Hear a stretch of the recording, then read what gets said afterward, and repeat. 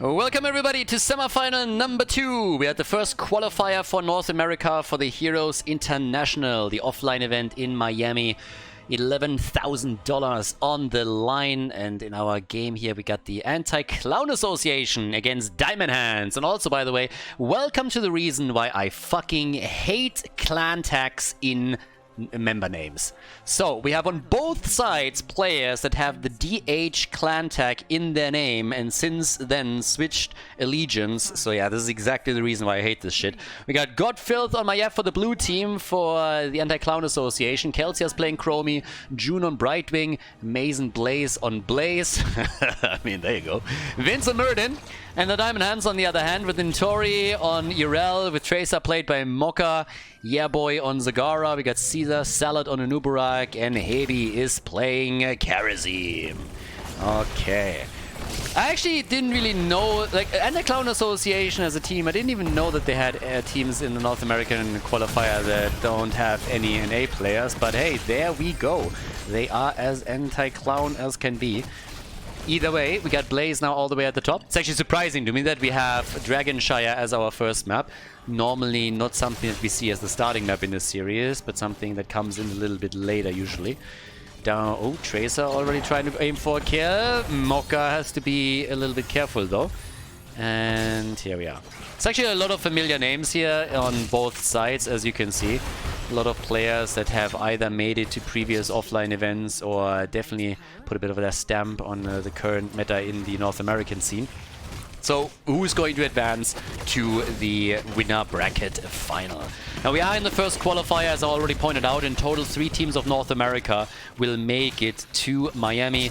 If you're watching this on YouTube right now and you would like to have some additional information, then you can head over to heroesinternational.net, or you can just simply scroll down into the video description. I'm going to include a couple of links there, not only the main website and information about the event, where it takes place, when exactly, and so on and so forth. Keep in mind that it's open to the public, so if you want to come and visit and shake hands with players and casters, you're more than welcome to do that.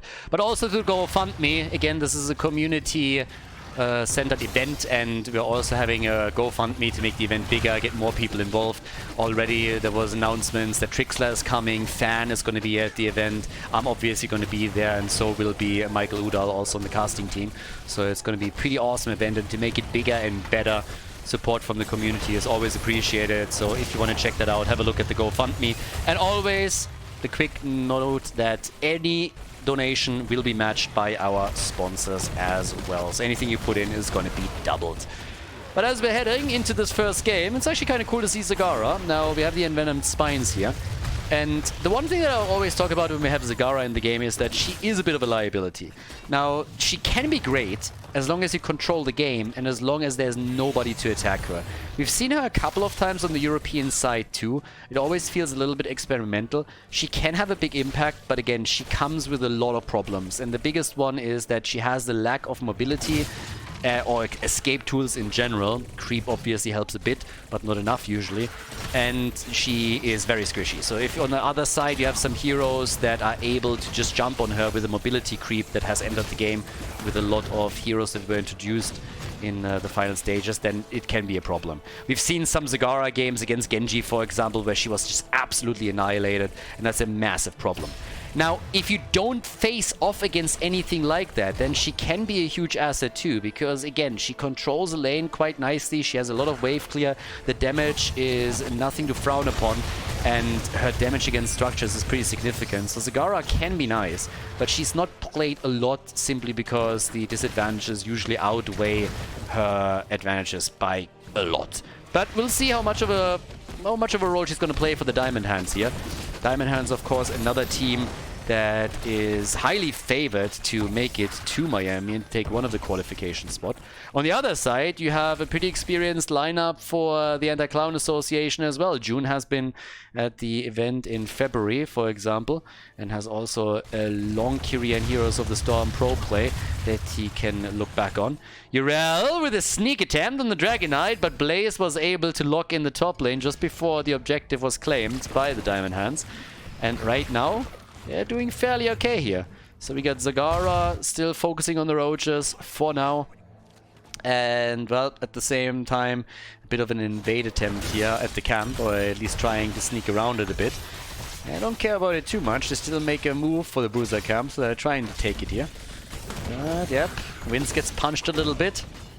And they might actually get a hit here. Dragonite is also taken in the meantime. So while the blue team has focused all their attention onto a camp, they completely neglected to control the objective, and that led the Diamond Hands to their first Dragonite, and maybe the first kill here. Filth is barely able to make it out of the fight. We haven't seen a single kill yet, by the way. But with the Dragonite and the Dragon's Breath, there's a very good chance that Diamond Hands are now destroying at least the wall. It's an early Dragonite, of course. There's not that much that they can do with it. The goal usually is to have the Dragonite stay alive for as long as possible and always play around the cooldown on the Dragon's Breath and then use that.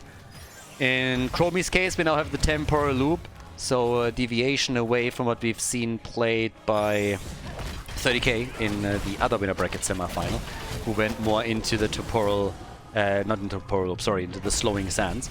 But we haven't seen level 10 just yet, so it's a little bit of a play around and easing into the game in the series. There is a loser's bracket, but the teams would of course prefer to make it straight to the winner bracket final and then the grand final to lock in that ticket for Miami. So far that hasn't really happened here yet. I personally cannot wait to see the three regions clash. I really want to see how the Koreans are doing right now, because people are really misjudging the Korean scene currently by a lot. And it's a bit of a common mistake. But Korea has not a lot of depth to it. So they have still some of the top players, of course, and there are also players active that back in the day have played for the big Korean teams. But there's not a lot of competition in Korea. There's not a lot of tournaments that they can play to really stay on top of the game. And there isn't really a deep roster of talented players there. Now, they have some up-and-coming ones, but it's not nearly as good as it was back in the day. Now, it might still be enough to absolutely kick the West's ass, don't get me wrong. But a lot of people, when they hear Korea, they immediately imagine, you know, the days of old, like the glory days, where the Korean teams were absolutely uncontested. And I'm not quite sure if we are still there. Now, the top players, especially the one with HTC experience, I can still easily see them coming to Miami and absolutely kicking everybody's butt. But there is a chance that the Koreans are just not on the same level anymore, simply because they don't have that vibrant competitive scene any longer that existed back in the days. Zagara, the first one to fall, so yep, the big cockroach is down. And that is the first kill in this game, but they still were able to do some damage here. But coming back to the point, this is one of the reasons why I'm super excited to see what's going to happen when the three regions collide. Because if this was a battle, this was actually a little bit true for HGC as well, and a lot of teams didn't realize this. If the offline events in HGC would have been the top 10 NA teams against the top 10 EU teams and the top 10 Korea teams, Korea wouldn't have been as dominant as they were. They were always very, very top heavy with their player base. And they still managed, of course, to just produce the best players in the game by far. But they also were struggling a bit with talent coming up after. There were always some players that were able to come into the scene, but not always that many. And that might be, you know, some of the reasons why maybe things are a little bit different now that all scenes struggled through the last few years since Blizzard cancelled the pro scene. But it's going to be interesting to see if that is something that has an impact on them, or if the Koreans are still now playing with that experience from back in the day and all of the mechanics that they usually have just as players to make this happen. I think if Wins also holds the Stormbolt back a little bit here and waits for the tether to play out, they get another kill against Zagara. So yeah, that's actually kind of interesting, because that second kill would have allowed them to go through the bot lane very quickly. Now, Diamond Hands is a bit ahead in experience, but this is still a very high-level play between both of them. So game number 1, already a bit of a nail-biter here, as the teams are trying to get the edge in this best of 3. 1 kill to 0, but a Dragonite taken by the red team. A lot of aggression also coming here, of course, from Diamond Hands with the 7-sided strike that they have here. They're trying to make a play for Blaze. And there it is, Zagara down at the bottom of the map, but Blaze goes down too. So it's a kill for a kill between the two teams, as we have level 13 talents for both sides now. We got the Burning Beetles, and we got the Bronze Beard Rage. And the push through the bot lane as up disc missing. As up at the top, it seems like this fort is gonna be taken down. So, there we are. We're trying to do a little bit more here. Caesar Salad is attempting to just slow them down as much as he can, but yeah, not too much. Alright. So, bit of an exchange in structures. Objective is still up, but you always have to play that ring around Rosie play. With the damage output, the 12k for Maiev. Got Filth, of course, with a real nice hero that can set up not only the additional Storm Bolts from someone like Muradin or Blaze, but also all the burst damage that we would expect from Chromie in that situation. So if they can go for, let's say, Zagara again, that would be a pretty sweet move here. And talking about what I said earlier in the game, I mean, look at Zagara and look at the deaths. So she's the only one that has died, and she died twice. That's a big problem. She is the primary target, for sure. So if they can get to her, they can likely take her down. Now she's sitting at 51,000, 52,000 siege damage, which isn't crazy, but it's not bad either. We have 11,000 hero damage, and there's a lot of control that she gets at the bot lane. I mean, the creep spread is always being shut down a little bit, especially now that Muradin has gone into his level 13 talent here, so the creep tumors will be eliminated continuously. He won't be able to go for a Jaedong style creep spread in the game, but she still gives a certain amount of control to the team. Now, level 16, soon closing in for the 2, and up to now it's just been camps, the occasional push, trying to out-rotate the opponent a little bit. There we got Epic Enter, so that Anubara can epically enter the opponent's backline. We also got the Ricochet, and we might have a kill on Urel. That timing on the disc, yep, if they can capitalize on that silence, that would have been sweet, but they can't. They might be able to take that. Nah, nice. Uses the ult, but he might still die. Heavy with 50 HP makes it out, but Tracer gets smacked. Got smacked hard, and that's another kill for the blue team. Karazim at least survived. That was a pretty sweet move here by him, even though if he dies, it's obviously quite the setback, since he would have sacrificed not only his life, but also the cooldown on his ult. But he made it out. Problem is, with Tracer going down, they're still playing a 4 versus 5, which is what the Anti-Clown Association is currently attempting to use to get an objective. But so far, that's not really working out for them. So, 3 kills, 2 on. Muradin gets attacked a little bit in the middle of the map, nothing too crazy. It's most of the push down at the bot lane here that we have from the Anti-Clown Association. And I don't know, if they can, maybe with the camp, take some structures down, it would be sweet, but you don't want to dive too deep here. Middle of the map. I mean, eventually you have to make a bit of a move, and as the game and time continues, any kill will of course result in you having a bigger advantage because of the increasing death timers. But yeah, there's the tether, there's the hit! Oh, a little bit of a faster reaction. If Chromie was there for the burst damage, he could have gotten the kill. Nubarak still goes down. Nicely done. So, easy hit, that's kill number 4. Still a very, very tiny lead in experience for the blue team, but those kills that they're getting against Diamond Hands, they are starting to very much add up, and now this could be a Dragonite, and it honestly should be. Nobody's moving down to the bottom of the map. Nobody's risking that. Unless they can interrupt here in the middle, this is going to be an objective. And now more hits coming. Yeah, 20 seconds for Nubarak. They're trying for another kill. Can they? They're trying. So far it's not really working out for them, so there's a lot of time that gets bought by Diamond Hands. But we should eventually see either a hero fall or the objective taken. But then again, Urel is now down at the bottom of the map trying to disrupt. A little bit too late. Chromie, finally she's a dragon. Finally! You know that little fake dragon that we got over there? Always pretending. She's always been a pretender, but finally she's a dragon. See, there we go. Hear me roar, and she's happy about it too. So yeah, she's really happy about that one. Finally, full dragon form for our gnome, and they just need to keep it alive a little bit longer. Can they maybe even get a kill here? No. And the DK is also about to go down. I mean, yeah, her little stint as a dragon was apparently not meant to be. Maiev dies even, so that was not a successful objective. I mean, quite the opposite. They got very little damage, lost the Dragonite, and then they lose Maiev, but they at least kill a Nubarak. Okay, so they don't have to suffer the consequences here at the Diamond Hands. But they are able to at least get one kill, push them back a little bit. Yeah. That pun was not intended, by the way. But hey, sometimes lucky, you know? Okay, so 6 kills to 2. And yeah, it's a little bit weird.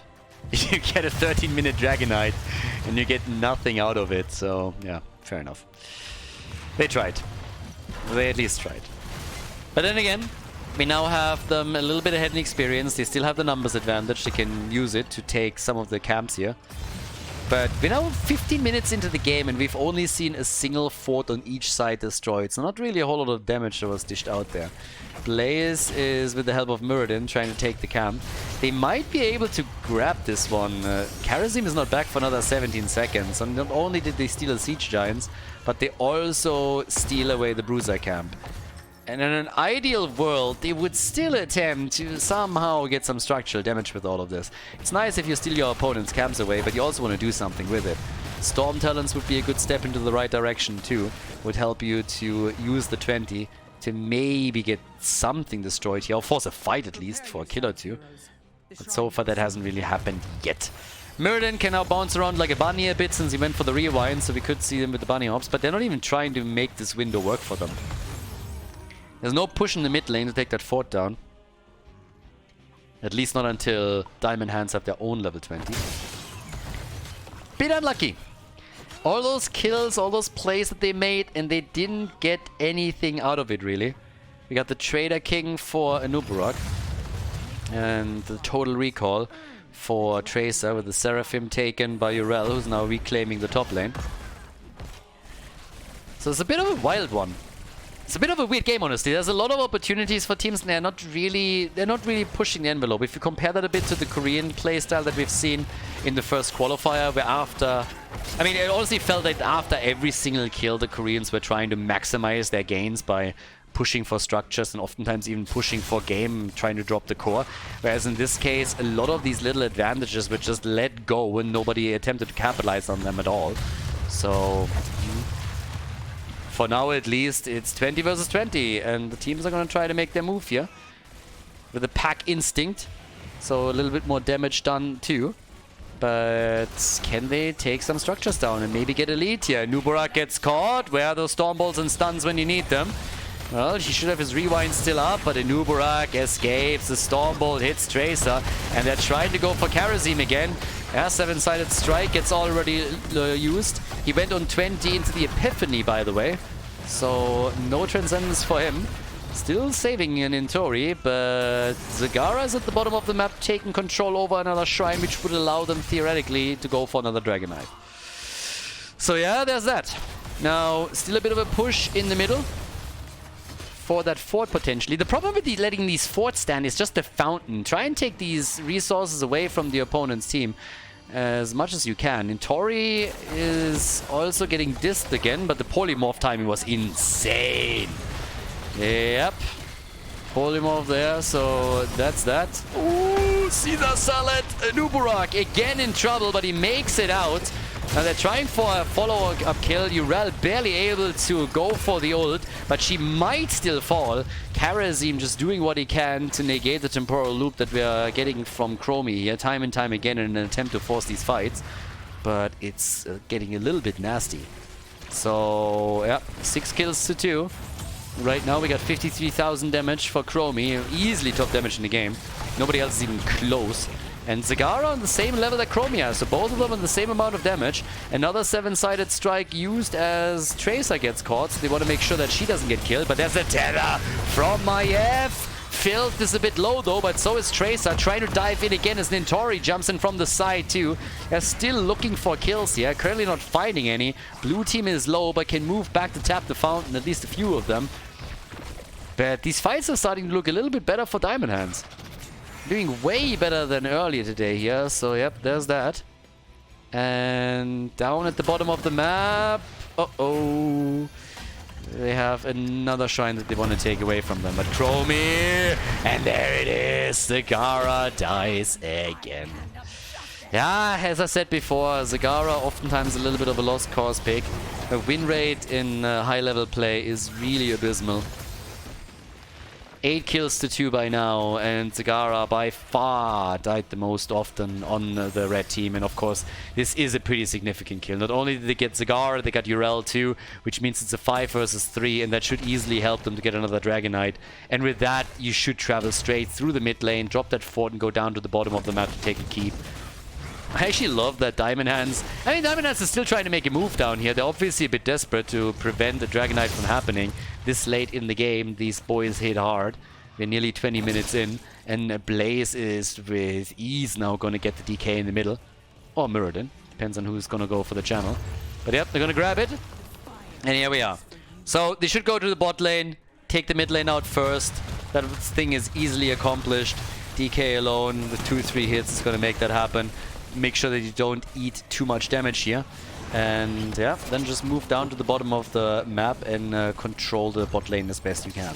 Now the reason why you want to go for the bot lane is, I mean, there's two reasons. First of all, at the top lane you have the Bridge of Death, so you don't want to enter a choke point like this. Makes it too easy for your opponent to defend and attack.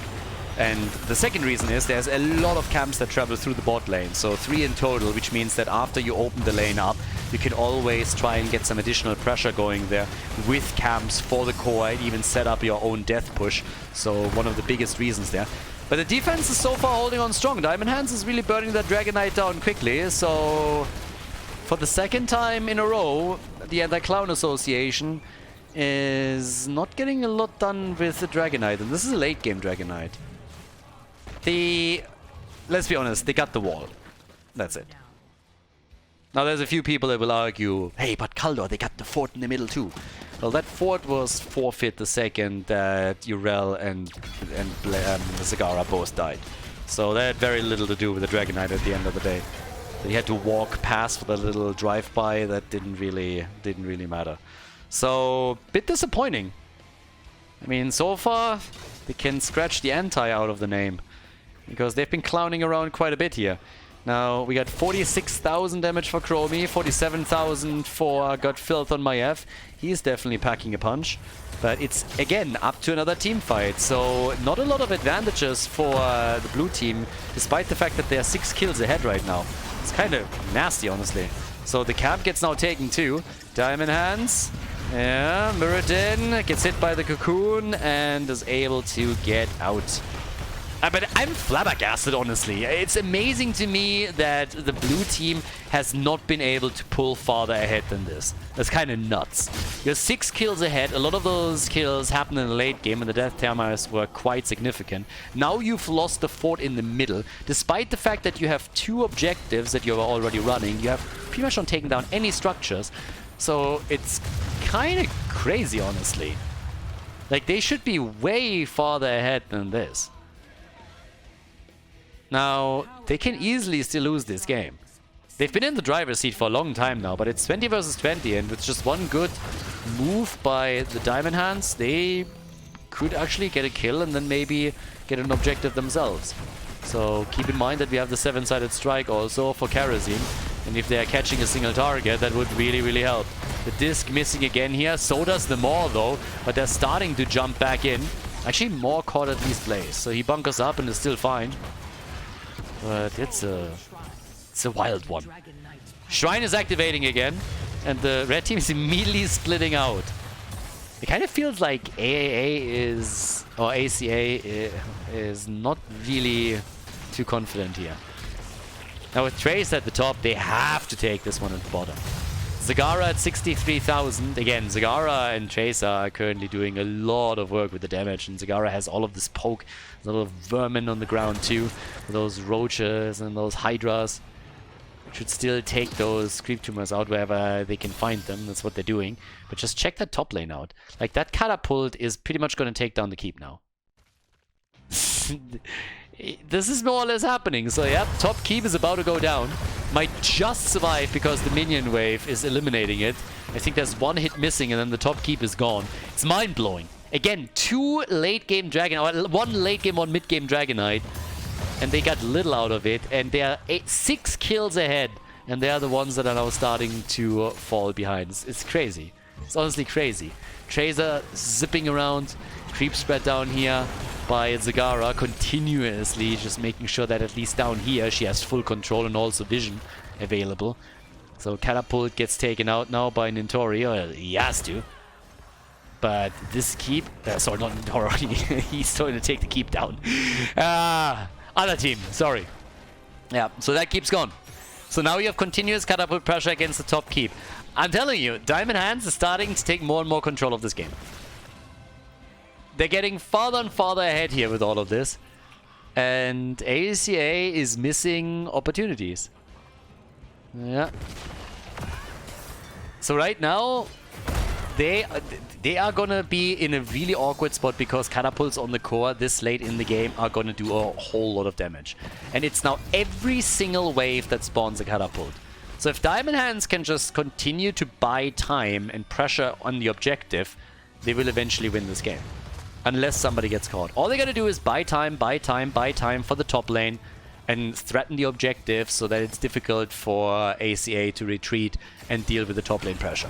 That's pretty much all that they gotta do. I mean, it's already playing out, as you can see right here. So once that Catapult makes it towards the core, maybe with assistance from the second one, somebody has to be sent back. And that's exactly where Brightwing is now coming into play. June already dealing with this. That's, of course, I mean, thankfully for them, they have Brightwing. They got a global. Without that, it would be so much worse here. But yeah, next kill could end it. And talking about kills, they go for a Nubarak, and he's just perma-stunned. There's the Maw. Mirroring gets actually hit by it. Yeah, but they're still Gucci. Top Catapult is now moving in. Second one is coming, and they took the camp too. Brightwing or somebody else has to move back, and has to move back quickly again. As again, this is nasty. Catapult is going to get attacked, but that's already 3 minions. Second Catapult is here. Blaze is ready. But while Blaze is doing that, they are attacking at the bottom. This is exactly the way that they should play this. Always make sure that whenever your opponent moves somebody towards the top lane, you are starting on to go on the offensive. Try and threaten the Dragon Knight. Maybe even go for a couple of structures. Blaze is buying as much time as he can. Taking the Catapults down. Shield has already been attacked just a bit, and here comes the play for a Dragon Knight. And God Filth is losing hit points so quickly he cannot contest this. DK is taken. Here's the big chance now for the red team, and they go bot lane. What? Alright. I mean, fair enough, bot lane control, but with 26 minutes on the timer, I kinda expected a play for the core. I mean, a 26-minute Dragon Knight hits hard. So they will do a shit ton of damage down here at the bottom of the map. But I really expected them to try and end the game here. But especially with the Catapults at the top. So they're coming in at the bottom of the map. They should be able to get the keep here. Dragon Knight takes that wall down within seconds. They are up against the Chromie. They can fire from a safe distance though. And here comes the DK. Already burned down to 30%, but again, that guy hits hard. He really, really hits hard here, but they're not able to take the keep either, apparently. Alright, alright. Apparently they want to get a little bit more experience, you know. So, 27 minutes in, we had 2 late game Dragon Knights, and we still have only 1 single keep taken out. So, essentially what they were able to do here is destroy the bottom fort. Congratulations. Good shit, boys. Very decisive play, Kappa. But yeah, so again, Diamond Hands, in my opinion, is getting more and more control of this game. Taking the bottom fort out is going to help them with them. Now that the Catapults are pushing through the top lane again and all of these camps are being taken, there will have to be continuous presence at the top lane by somebody to stop all of this. Which means more map control for Diamond Hands. I think for the Anti-Clown Association, the only thing that they can do here is try and force a fight, get a kill, and then win the game. That's pretty much the only thing. If this is a long game, a long and drawn-out game, then this is just simply not happening. So, yeah, the cleansers, obviously, I mean, Karazim is just perfect for this situation. A lot of the charges are being eaten up by Chromie's continuous ults. But now the top is getting attacked, and this is exactly what I've been talking about. Catapult in the middle as well. Map control is completely lost. Anti-Cloud Association is pretty much doing exactly what I just talked about. They're trying to force a fight because they're realizing the longer this game lasts, the less of a chance of winning it they have. So they're sacrificing a lot on the core and in the middle, and maybe even sacrificing the game in an attempt to go for it. And it might look a little bit stupid. I mean, a lot of people are probably watching this and are like, oh my god, what are they doing? And honestly, they're doing pretty much what they have to. They lost a couple of points on the core. They also just lost their keep, but they are taking Nubarak down, and this is the only chance they have. If that disc would have hit by Maiev, I think there's a solid chance to get a second kill, and then they can maybe do a little bit more. But here's the one more move that they have. Now they can go for either the Dragon Knight in a 5 versus 4 or try to end the game, but they have to do something. They cannot just simply sit at the base all game long defending against catapults that are pushing in and giving map control up on a map like Dragonshire in order to die a slow and painful death. But in this 5 versus 4, they have to get the Dragon Knight now. This is the only chance. Get the Dragon Knight, end the game. There's nothing else. There's really nothing else to do. This is the only play that you have. So Urel is there. They're fighting it out in the middle a little bit. If they can get a kill on Tracer while the Nubarak is still dead, that would be the dream. But they need this Dragon Knight. They need it, and need to shield this a little bit further. So there's the DK, and now you gotta go. Now you gotta go. This is the only moment that you still have in this game. Get together, make a play for a game. This is your one shot. After this, if you don't get additional kills, you are just out of luck. So that's the one moment. And of course, Diamond Hands knows it too. They are totally willing here to sacrifice a keep as long as they hold the core. Blaze needs to come down here. He had to defend the top lane too, so a bit in a pickle, but they gotta do it. They gotta just be faster. And the Dragon Knight is already taking damage. They got a minute on it left, minute and 20. Damage being done here. They want the kills, they want the Storm Bolts. They're hitting them on Tracer. There's the play for Urel. And she is alive. She's alive. Gets out and dies. Urel is dead. Here's the opportunity. Anti-Cloud Association might actually win it. Guys, we're 31 minutes into this game. 31 minutes. The Dragon Knight is hitting like a truck at this point. Half an hour in and you can pretty much two-shot this shit. So now the move for the core. By the way, talking about cores, Catapult on this one is also going to hit hard. So they need to end this quickly. Urel is the only one that's down, but the Dragon Knight is just chunking the shit out of it. Now he's gone though. Bonka is up and the Anti-Cloud Association is about to win a game that they nearly had lost already. 10 kills to 2 and there it is. Yep, GG, the blue team with a victory in the in the first map of the best of 3.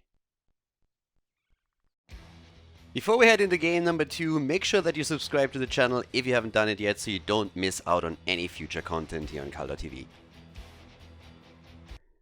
Alright, let's go! Game number 2! We had Anti-Cloud Association finally win the game. I mean, we were trying for a long time to not make that happen, but towards the end, finally the push for Keep and Core.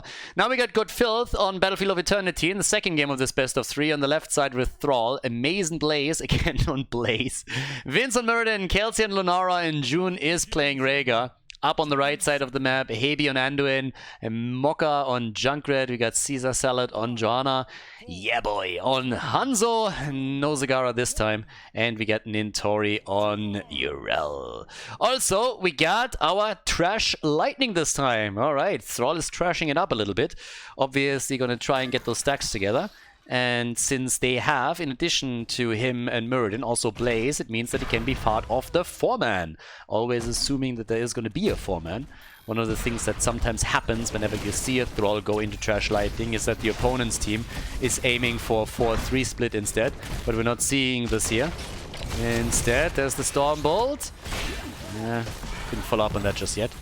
But yeah, with Thrall going for this, obviously you're really just trying to stack up as much as you can, trying to boost the damage a little bit over time, and once that you have the quest completed, you find yourself in a really nice spot because the change in priority on the targets is pretty big. Rhaegar with Lunara all the way at the top, so currently it's the blue team that's going for a 3-2 split, which honestly surprises me. because normally when you have Thrall, you really want to have him in a 4 versus 4 setup so that you can get more stack opportunities. But either way, we'll see what exactly they can do with this. Already a lot of damage done, so at least this is paying off top side. Part of this is obviously because of the Diamond Hand team not making an adjustment. They're still playing with only a single solo laner at the top, so now they're starting to rotate some of their heroes over, but they've already lost quite a bit. Yeah.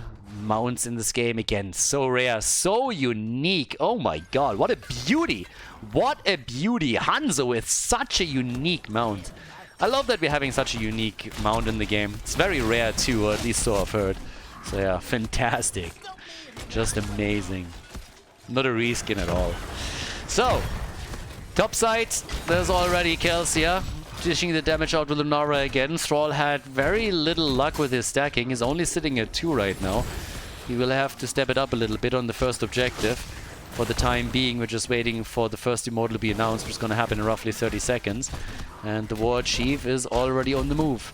But yeah, Thrall really needs to get a few more stacks together if he wants to be useful in the later stages of the game. Down to the bot lane, right? I mean, it's a little bit similar to what we saw at the beginning of game number 1. Teams are not too aggressive just yet. Everybody's poking a little bit, just testing the waters here on map number 2. For ACA, this would of course be fantastic if they could get that 2-0 win in this winner bracket semi-final and then move on to the winner bracket final and face off against their next opponent there. Yeah, Thrall with 4 stacks, they got a few more together here. But with the objective now spawning, this is really the moment to try and pull ahead a little bit. We have, with Hanzo on the red team side, a really nice damage dealer against the Immortal. Vince is getting booped around a bit quite heavily here. And off we go. Blaze and Urel still sitting at the side. Thrall with another quick hit. Yeah, I mean, again, they're going for the defensive mode, nothing else. That means also that we will probably very soon see Hanzo aiming to sneak a bit closer so they can unleash his arrows and pull that off. Down to the bottom of the map, though, the continuous damage that we're getting from that Rehgar-Lunara combo is again bearing dividends. So, good for them. Yeah, they get another wall, but the objective is still up, and that should be the next focus here. So 6 stacks by now for Thrall, but Godfilth is also dropping a bit low here and has to be very careful around that. We have him on level 4 with the Mana Tide in this case. And only the blue team has done damage to the Immortal so far. Stormbolt connects, so does the Wolf. The follow-up is there, at least initially, but they weren't able to get enough damage in to take the hero down. But Lunara is now getting additional stacks onto the Immortal. Oh, but Rehgar got wrecked. So the dog is down, gets kicked around a bit. Lunara still with the damage over here. So they're removing the shield, but of course the halftime show victory is guaranteed by now for the opponent. And well, they get another kill. They take Thrall down. So Green Jesus is eliminated. And well, with that we now have also on level 7 the Conviction. We got the talent advantage with the Desperate Prayer. Anduin is usually praying desperately for a bit of skill. And this is... yeah, I mean, they're trying to burn this down as quickly as they can. Damage reduction is what the clowns are currently hoping for, and they're removing the shield, or they're reducing the shield significantly, but there's still 5,000 hit points left on this bad boy. So let's see of how much they can actually do here. We also have on level 7, as this finally comes in, standard talents with the Choke and Pollen. We got the Ancestral Wrath over here too. And off we go! 1 versus 1 at the bottom of the map with the side laners. And up towards the top. Here's the push. Caesar Salad moving in. Mokka is on the move. We got Hebi here. It's a full 4-man. Even Blaze is now moving top side to try and help the blue team out with the defense. But that wall will fall. It's kind of questionable. It's questionable that they're going to get more than this, though. I doubt that we're going to see the fort fall, unless, of course, they're able to get kills here. And they got very close to take down Thrall for just a moment. But, yeah, bit of damage is inevitable. The Blaze is still down at the bottom of the map. Lead in experience, that's, of course, a different story. By now, we have a half-level lead for Diamond Hands. And if they can maintain that towards level 10 for the second objective, that would help them for sure. Yeah, that would definitely help them. But either way, down to the bottom of the map now. We still got a bit more pressure on the objective, at least, done by him. So, trying to take the camp, and nobody is even contesting this. Nintori is a bit too late, so eventually he checked it out, but by then Blaze was already done with it. Still a strong pull-out game from Anduin as usual. Able to save Junkrat in this case. Vince then again, a bit low, jumps out. Yeah, still looking for their first kill here. Still haven't gotten a single kill on this one. Well, the camp is now taken, or about to be, at the top, and I don't think that the blue team can contest this. Thrall is doing way better now on the stacks, I gotta say. He's at 14, so he's pretty much halfway done, which is fairly nice for him. And if he can keep that up, then the late game is gonna be very, very, very good for them.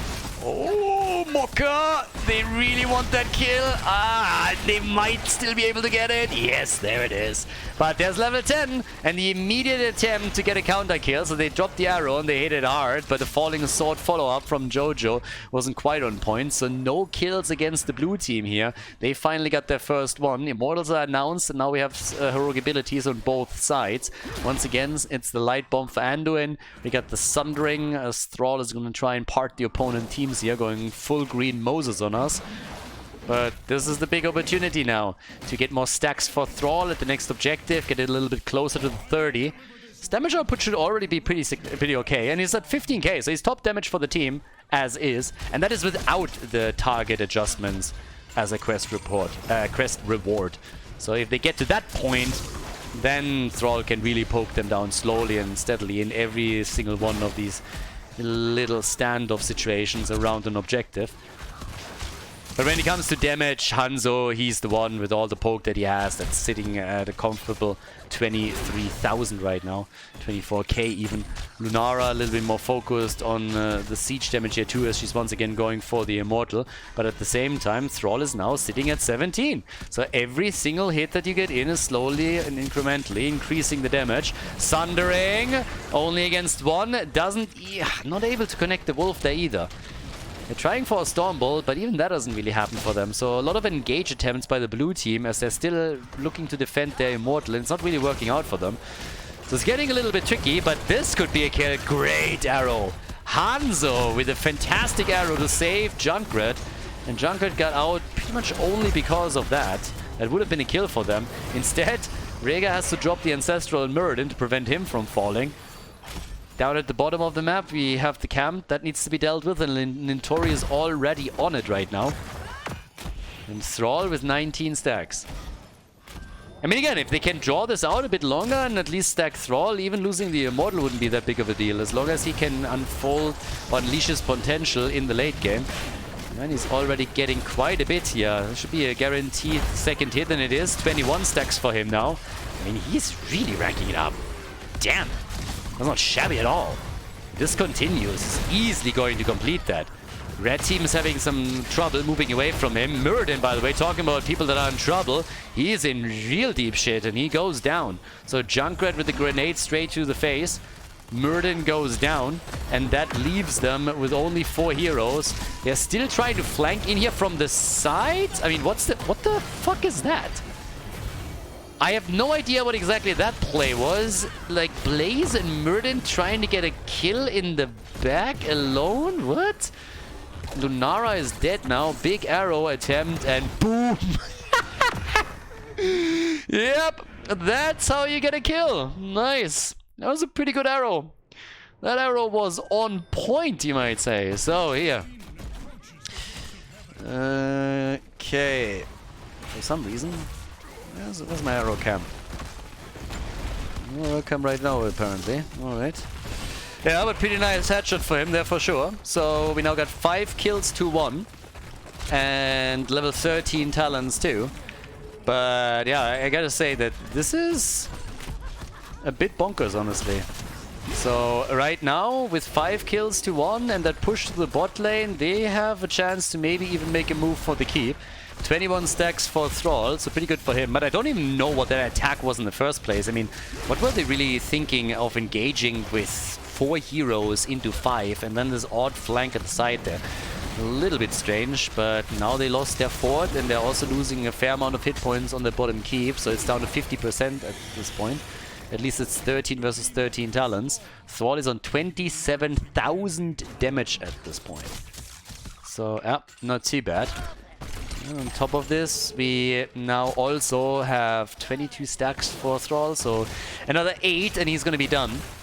And again, I'm highlighting this heavily because it is a game changer. It's really going to be a huge boost in his damage, and also it's going to make it way harder for the opponent to stay far enough away from Thrall to not eat consistent damage. I mean, you can literally target anything, and the bounces are always going to prioritize the heroes, which is what he's aiming for here. So at 11 minutes into the game, sitting at 23 stacks is pretty solid. That's pretty good. But yeah, all the way up at the top, we now have Nintori and Blaze. They still fought it over for the camp, and blue team was able to get it. But of course, losing not only the bottom fort, but also hit points on the keep and at the top fort is a bit of a problem. Urel still has ult, pops it right away. Better safe than sorry. Muradin is also hopping out, still trying to avoid using Avatar, and doesn't have to. And Thrall is looking for the next set of stacks. Comes in and is sitting at 24. Yep, good for him. So, alright. Now we have level 15. Red team has the lead here. I mean, again, they have more kills, they've done more structural damage, they are level ahead, so currently things are going well for them, but there is always a chance to come back with Thrall completing his level 1 quest with a good team fight. Maybe you can also force that battle before your opponent has level 16 talents and get a kill or two, because this is essentially what they have to hope for here, since once that level 16 is ready, it's going to be a miserable objective for ACA. So yeah, that's going to be a big problem. But here we are. So Thrall continues the stacking attempts. Comes in again with another Sundering. Gets the Ancestral. Helped out by Rhaegar here. And the red team is falling back. But they also have this camp at the top, which is now going to drop another fort. So structures are really falling on the blue team side. They are struggling in this game, number 2. First game, they had some problems in the late game, but it always felt that they had a good shot of bringing this back. Now, you could argue that Diamond Hands should have been able to win game number 1 as well, with how much they controlled the macro game towards the end. But right now, it's bot lane pressure from the blue team as they are trying to take some structures down.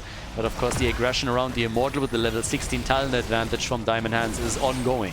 This, on the other hand, this could very well... I mean, this is already a lot of damage against the fort. I'm not quite sure if they can really take the entire thing down, but either way, they already did a lot down there. Thrall is still stacking though, and he's at 27. That means he needs another 3 and he's done. And up towards the top, there's more damage by Lunara in particular. 37,000 damage from Thrall already. And they're getting closer to level 16 too. Let's not forget about that. Once that they draw even in talents, it also makes it much easier for them to engage in these fights. Right now, they're mainly focusing on defense, and it's pretty much the only thing they really can do. But going up against poke heroes like Hanzo and Junkrat makes things difficult, and they lose the halftime show eventually. Okay. You can really tell that Diamond Hands is trying to finish this, or at least get as far ahead as they can while they still hold on to level 16.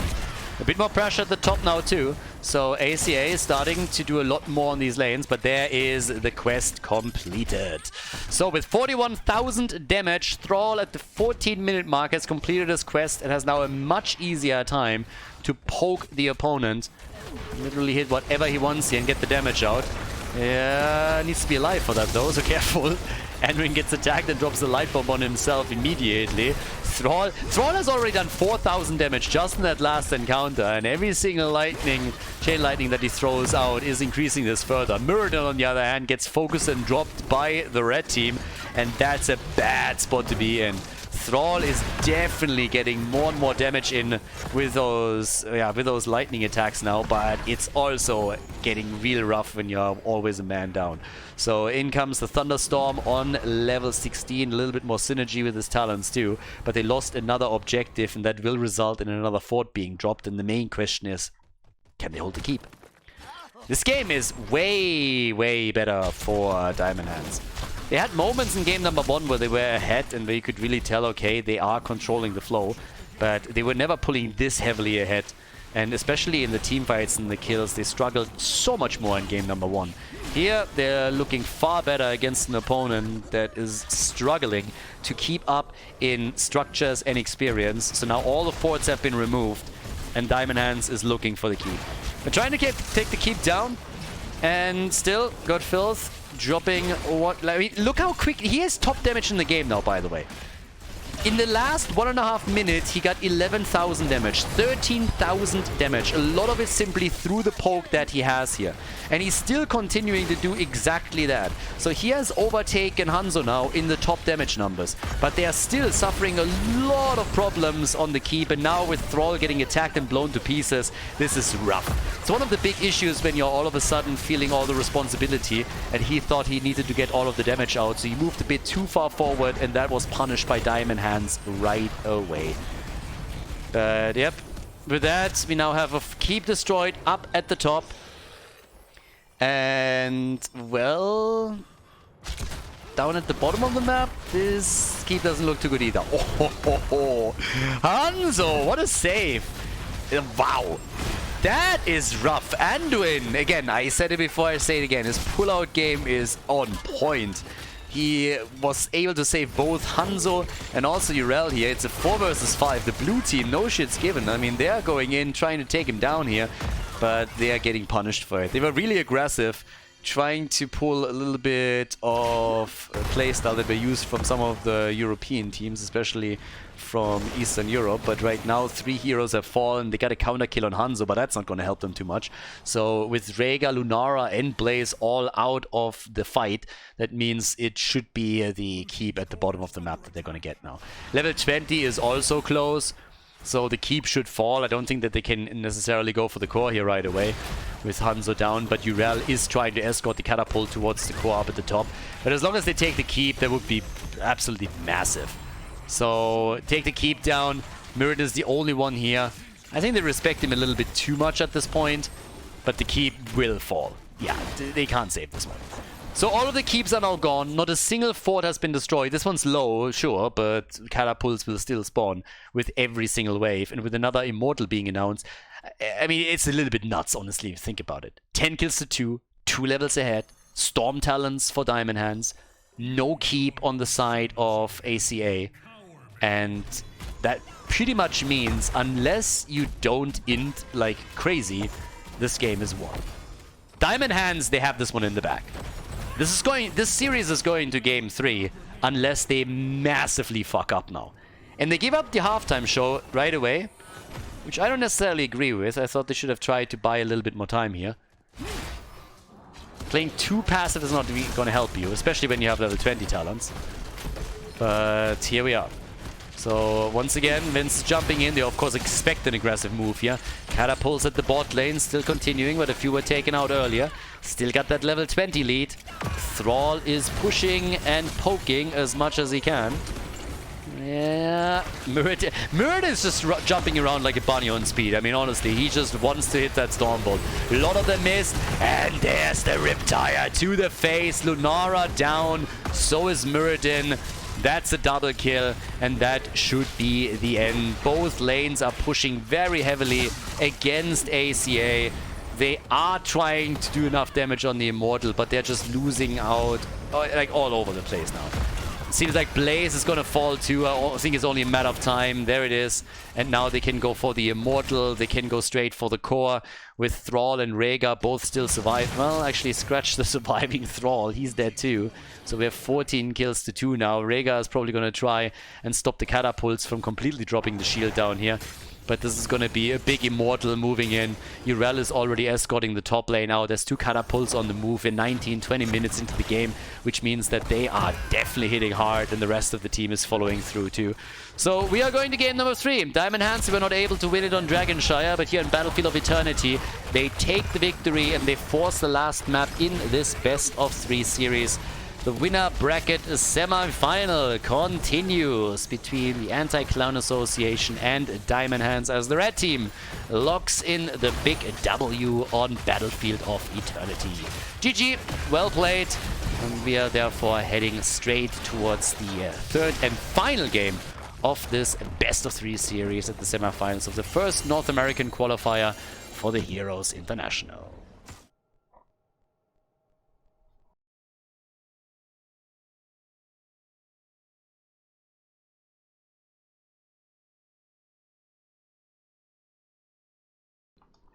The final game, game number 3 in the series between ACA and Diamond Hands. And on the left side, we got Vince on Diablo here on Tomb of the Spider Queen, Kelsey on Mephisto, Amazing Blaze on Blaze. Like, honestly, at this point, I just ban his Blaze out. I mean, even in the name, he already tells you what he wants to play. That's the first sign that you shut this down. June on Anduin, we got Filth on Falstad, so a bit of a global. Diamond Hands is playing this with a Mokka on Vala. We got Nintori on Urel. Yeah Boy on Junkrat, Hebi on Malfurion, and Stitches, all played by Caesar Salad. So, a bit of a moment of truth again. Winner moves on to the winner bracket final. The loser of this series drops down into, you guessed it already, the losers bracket. Yay!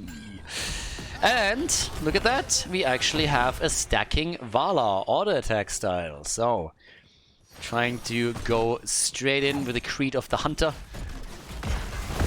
And, well, in this case, of course, gonna try and not die, but Diablo is definitely not gonna like that. Unless they can kill Mokka a couple of times, he's gonna have some pretty big trouble in the late game once that Vala has her level 16. And of course, what could be worse if she also has the 20 available. Yeah, high hit point heroes like Dibbles don't really like it. And Vala is getting some easy stacks here. What the hell? And Diablo is down. Damn, son. Diamond Hands coming and swinging. Getting the kill against the big boy. And that's 20 easy stacks for Vala without even trying. Nobody paid any attention to her. And you see, that's what happens when you ignore my girl.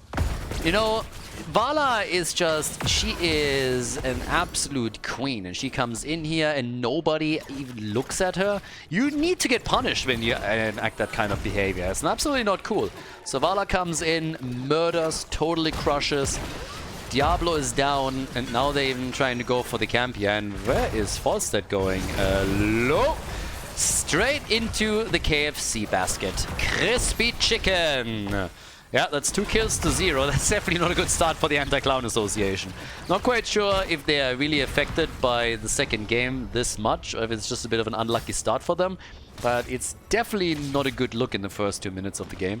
So, yeah. We'll see. We'll see if they can recover from this. It's not too crazy yet again. It's half a level lead. But also on the gems, you can turn it a little bit further. And the bigger problem is really that Vala is getting free stacks here. Now, of course, when you kill her, she's going to lose some of the Gambit quest stacks. But for now, she's doing fairly okay. And this is going to be a little bit more rough if they are not eventually getting some control over her. Now, with Falstad and him going for the Mighty Gust, they can, of course, try and get some decent angles on some of these fights. But we'll see how this works out for them. Either way, by now we have them with a little push through the middle of the map. Obviously, this is where we're seeing now also the siege camps collide. The hard camp. What's it called? Bruiser camp. Bruiser camp, exactly. Yeah, these camps had too many different names. Hard camp, easy camp, bruiser camp, siege giant camp. What was it called? It had some other names too. Blizzard renamed the stuff way too often. So, yeah. Either way, back in the day in the alpha, it was the easy and the hard camp.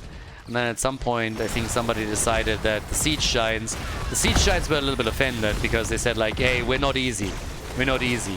Like, this is disrespectful. And the Siege Giant Union, they came in and they said, hey, Blizzard, if you don't change that, then the Siege Giants are all going to go on strike. So Blizzard was just like, well, we don't really understand what the problem is here. And they were just like, yeah, we feel disrespected, that's not okay. We are minority here in these games, and we need to have proper representation. This is just not a cool thing. So Blizzard at some point, they just said, okay, if you were going on strike, then we have to obviously do something about it. So they renamed them. And since then, they were the Siege Giants instead of the easy camp. But back in Alpha, it was the easy and the hard camp. You know why? Because one camp was easy and the other one was hard. Yeah, so, more stacks for Vala. Honestly, Vala is going to have a dream game if they're not starting to focus on her a little bit.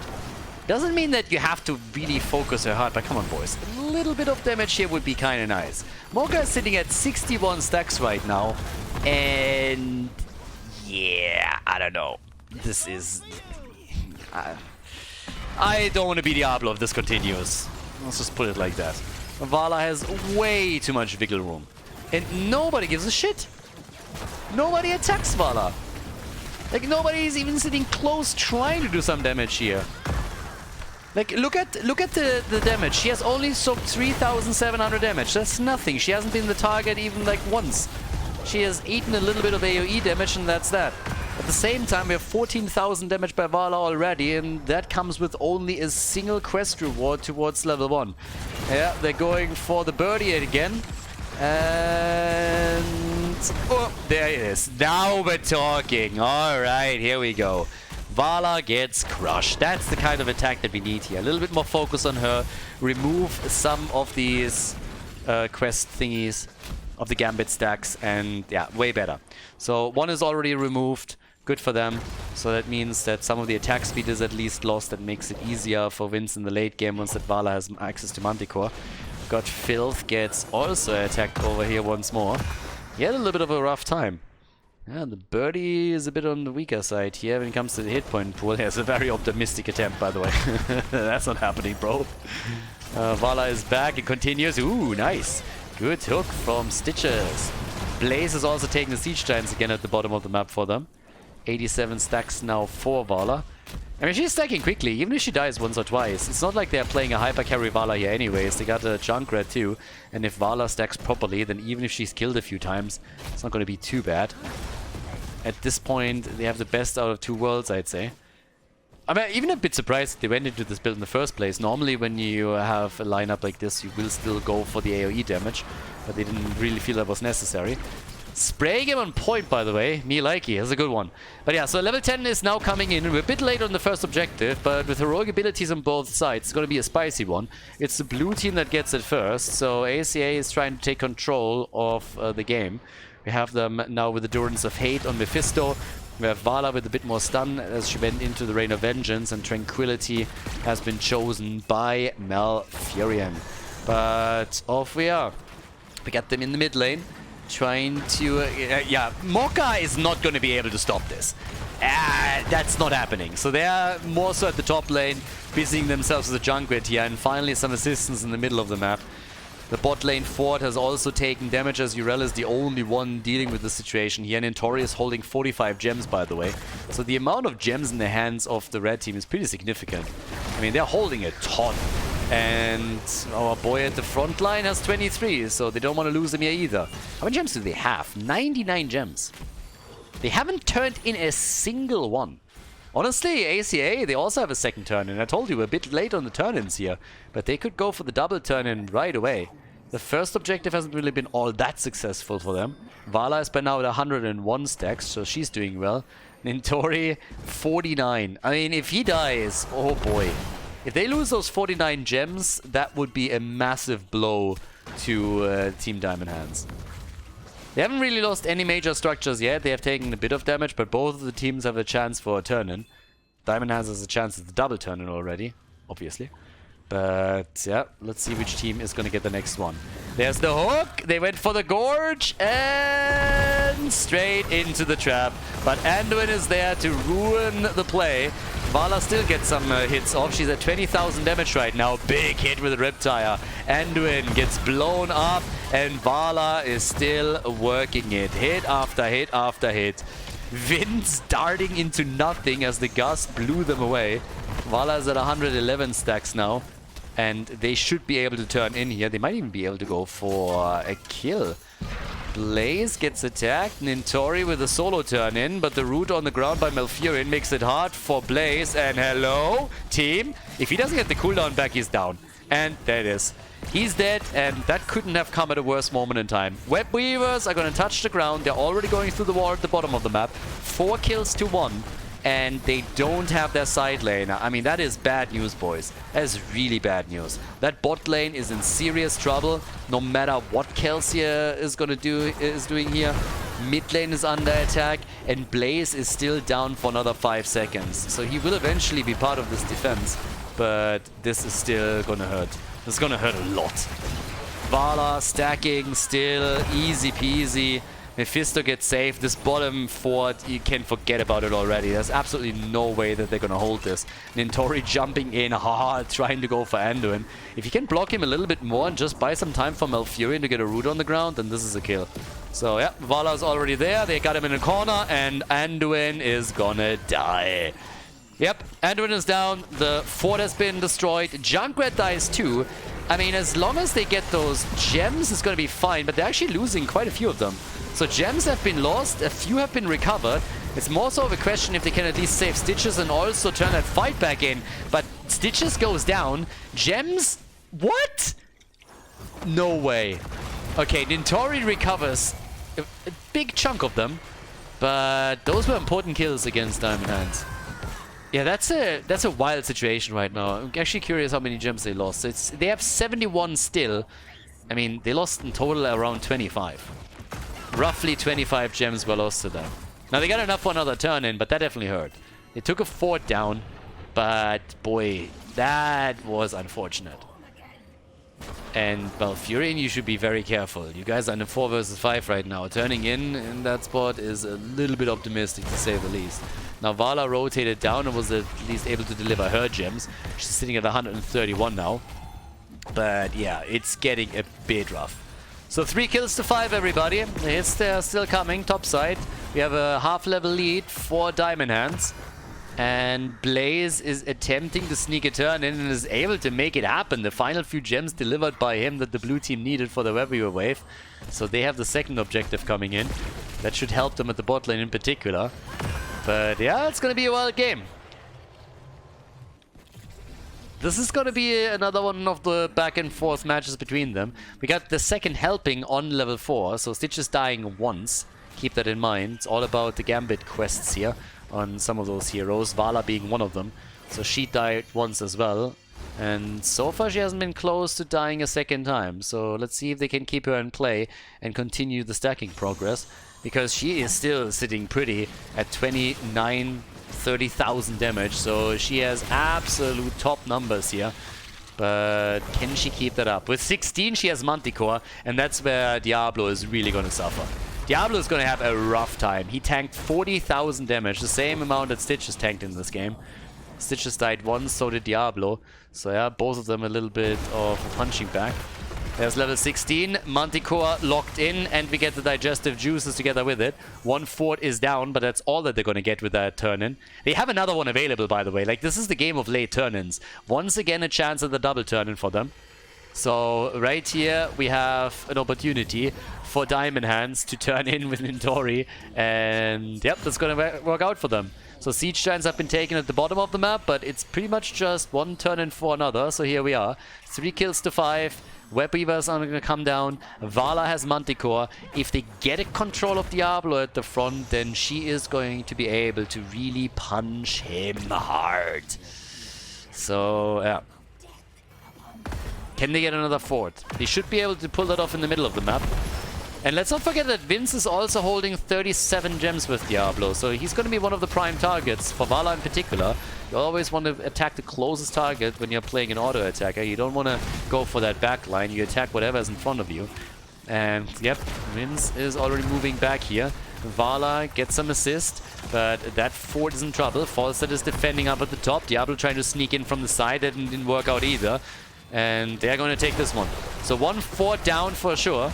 Once again, a bit of an advantage for Diamond Hands. Yeah, it's small advantages the teams are getting here. There's the hook, and Anduin ruins it again. That little fucker. Every time you think you have a kill opportunity, he comes just in and goes zip. And it's like, no, not on my watch. So yeah, Anduin at it again. All that they're trying to do is get Diablo in the spot so that Vala can A stack a little bit more and also, of course, burn him down. But yeah, we got 2 forts destroyed. Second one has taken damage, and both teams have another turn-in opportunity. They all got the gems. Oh yes, and there it is. There's Vince, and he might die here. If Anduin doesn't get close enough with the auto attacks. Yeah, Anduin is helping once again. So they're able to bring him back here. The Riptire pushed him around a bit further. But Diablo has definitely taken a bit of a beating, which now forces him back. And that allows for another turn in by the red team. So, red team is turning in. Oh, but there's the light bomb engage! And it's the kill! Stitches is down just as the red team gets the turn in. Talking about unlucky timing here.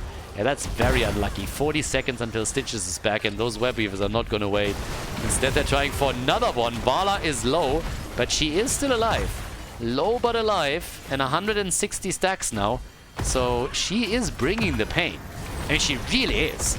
40,000 damage for her. Mephisto is sitting at 37. So Vala is currently still top damage in the game and is not letting up on it. But they're still chasing them in a 4 versus 5 situation. Trying to create also some space for these web weavers to do more and more damage and still pressure the lanes. Vala just pulling farther and farther ahead on the damage numbers. And also, of course, on the stacks. If they are able to get her to a fully stacked level 1 and then Farflight Quiver, for example, if she needs a bit more safety on her level 20, then this is gonna get crazy. But here we are, 5 kills to 4. They get another fort with this. A bit of damage done down at the bottom of the map, but the web weavers have at least broken through the wall.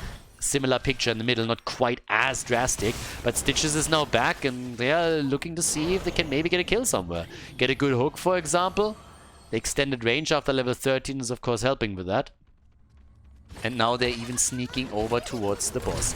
Now that one's an interesting one because they could actually make that work and they still have vision, or they had. And the camp is taken. It seems like the blue team is completely oblivious to what's happening here, and that's a boss. That's a freebie. That's a free boss right here. So the boss gets taken. They might turn in and trade their gems for a boss defense. That's the one thing that they can do. But, well, it's the one thing that they can try and do, and they make it work. Alright, interrupting the jump on Urel was important, but now Blaze will have to bunker up very, very quickly.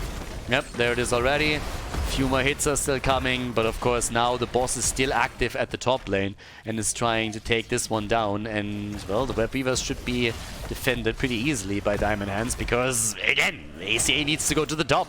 They gotta save that keep. Falstad is not going to be alone. There needs to be a few more heroes that are dealing with this. Level 20 is super close for both of them now. Insanely close in kills as well.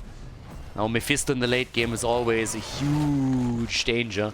But we got the Farflight Quiver, so Vala's going to be a lot safer. Keep in mind she died only once. Only a single time. So she lost a little bit of a attack speed bonus to the Gambit on level 1. But not a whole lot. And now she can really, from a safe distance, just weave in those auto attacks time and time again. And that makes this a very painful game. 4 wins for sure. That, on the other hand, could just be the next kill. But Vala gets out and she turns it.